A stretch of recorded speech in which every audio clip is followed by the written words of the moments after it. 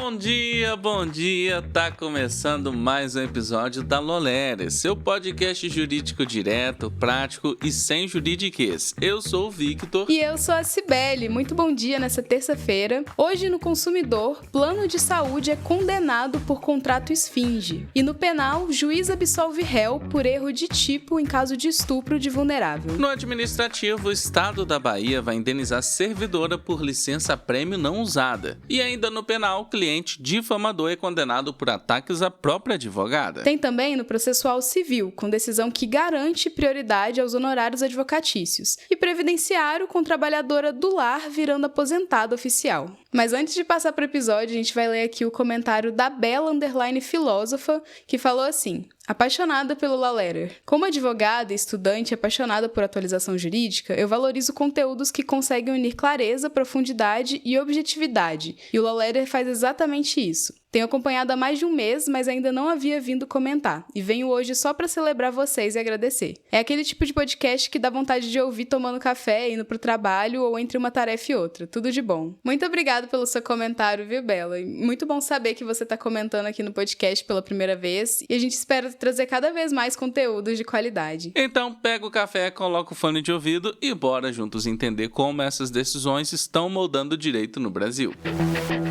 E a gente começa com o direito do consumidor. Sabe aquele contrato que mais parece o enigma egípcio? Pois é, foi exatamente isso que o Tribunal de Justiça de São Paulo enfrentou num caso em que o beneficiário precisou bancar uma cirurgia e o plano de saúde se recusou a reembolsar tudo. O contrato trazia uma fórmula de cálculo tão confusa que mais parecia escrita em código, cheia de siglas e sem qualquer explicação clara. O tribunal entendeu que essa falta de transparência violou o dever básico de informação do consumidor. Para piorar, a operadora ainda tentou driblar o reembolso do instrumentador cirúrgico, profissional essencial no procedimento. Mas o tribunal foi direto. Se o contrato é obscuro e o serviço foi prestado, o consumidor não pode sair no prejuízo. E como consequência, a operadora teve que dar o reembolso integral com juros, correção e honorários de 20%. Um lembrete de que cláusulas indecifráveis não livram empresas de cumprir o que devem.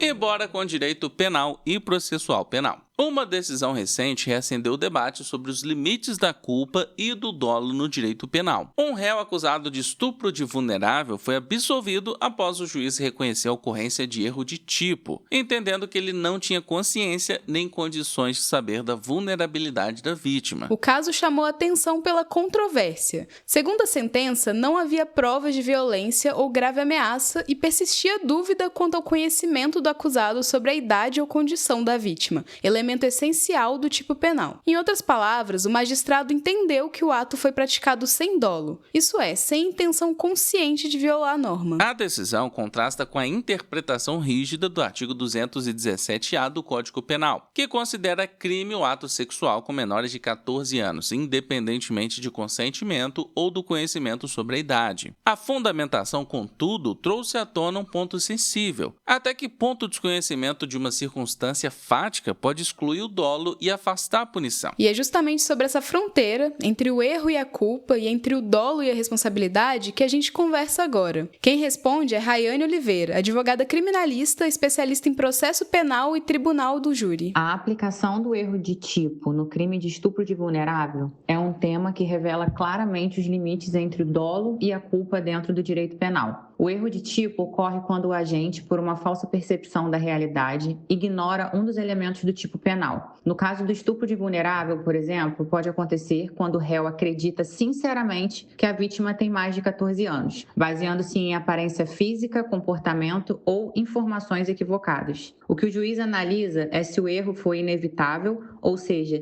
se qualquer pessoa nas mesmas circunstâncias também poderia se enganar, ou evitável, quando o sujeito poderia ter percebido a realidade com o mínimo de cuidado. Se o erro for inevitável, exclui o dolo e o agente deve ser absolvido, pois não teve consciência da ilicitude. Já, se o erro for evitável, pode subsistir a culpa.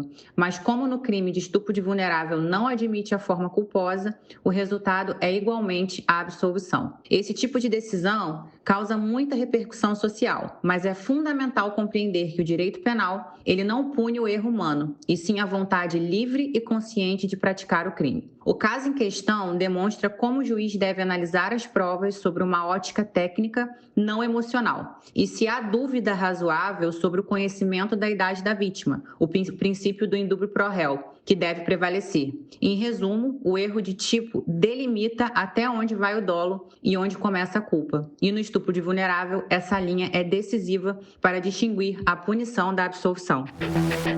E aproveitando, se você curte a área penal e processual penal, então você precisa conhecer a nossa Criminal Letter, o jornal semanal 100% focado na área criminal. Toda segunda, direto no seu e-mail, as decisões e notícias mais importantes do mundo penal explicadas com clareza, prática e profundidade. Mais valiosa do que uma pós e mais barata do que a Netflix. E se você assinar, você pode testar por 7 dias gratuitos e ainda fazer parte do grupo fechado da comunidade no WhatsApp. Então, clica no link para aproveitar todas as atualizações que afia sua mente e fortalece sua prática.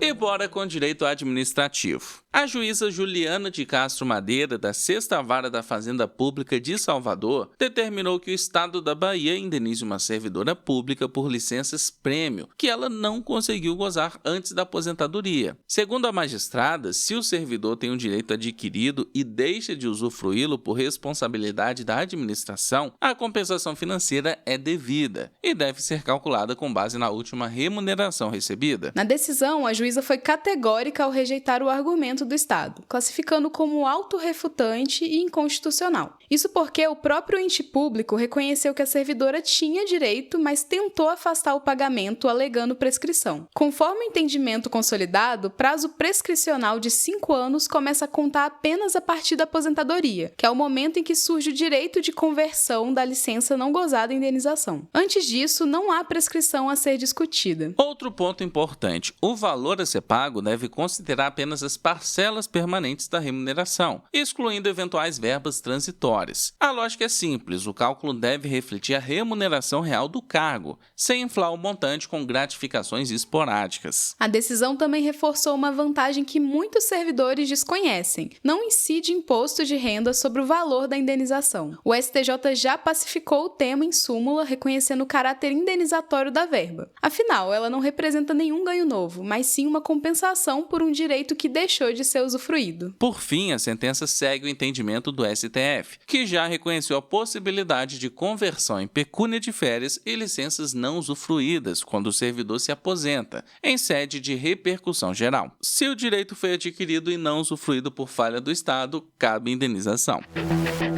E agora, passando para o direito penal, grupo de WhatsApp não é tribunal e muito menos um confessionário de desabafo sem consequência. Um cliente inconformado aprendeu isso da pior forma. Foi condenado a 9 meses e 10 dias de detenção, pena convertida em serviços comunitários depois de espalhar mensagens dizendo que sua ex-advogada roubou a família e vendeu a causa. As ofensas começaram em grupos de WhatsApp, mas não ficaram por lá. O cliente levou a campanha de difamação também para o Instagram, o que ampliou o alcance das acusações e atingiu diretamente a honra profissional da advogada. Mesmo após um acordo firmado na OAB, ele continuou as postagens e o caso acabou nas mãos da Justiça Criminal. O juiz foi claro: liberdade de expressão não é salvo-conduto para destruir reputações. A sentença reconheceu os crimes de calúnia e difamação e ainda aplicou aumento de pena pelo uso de meios que facilitam a propagação das ofensas, que no caso foram as redes sociais.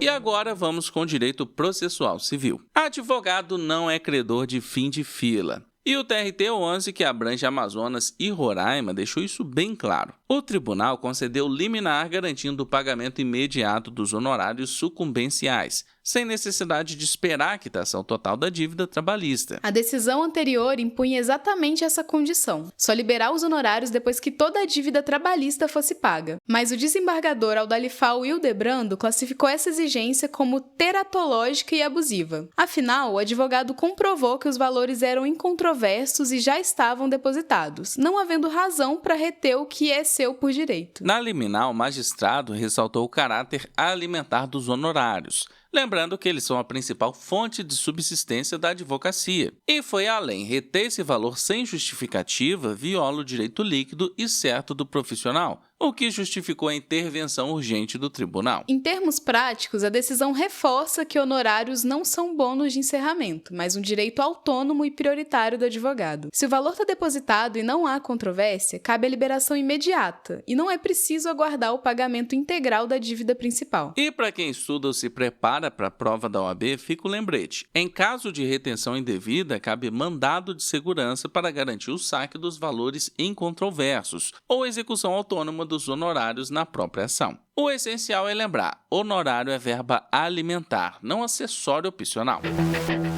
E agora, com o direito previdenciário, um caso que mistura o campo e a cidade terminou com vitória para uma trabalhadora invisibilizada pela burocracia. Aos 14 anos, ela começou como boia fria em atividades rurais e mais tarde passou a trabalhar como doméstica. Ao pedir aposentadoria híbrida, que soma tempo rural e urbano, o INSS negou o benefício, alegando falta de provas e questionando documentos que descreviam apenas como do lar. Mas o juiz Leonardo Lima Públio entendeu que a realidade falava mais alto do que os papéis. Ele destacou que a informalidade do trabalho rural é comum e que os depoimentos das testemunhas tinham peso suficiente para comprovar o vínculo laboral. Segundo ele, o fato de os registros civis a chamarem de do lar não apaga uma vida inteira de trabalho. Com essa fundamentação, a Justiça concedeu a aposentadoria híbrida e garantiu o pagamento dos valores atrasados. A decisão reconhece que o campo e a cidade não são mundos separados e que o trabalho, ainda que sem registro, merece ser valorizado quando há provas materiais e testemunhais consistentes. Mais do que um benefício,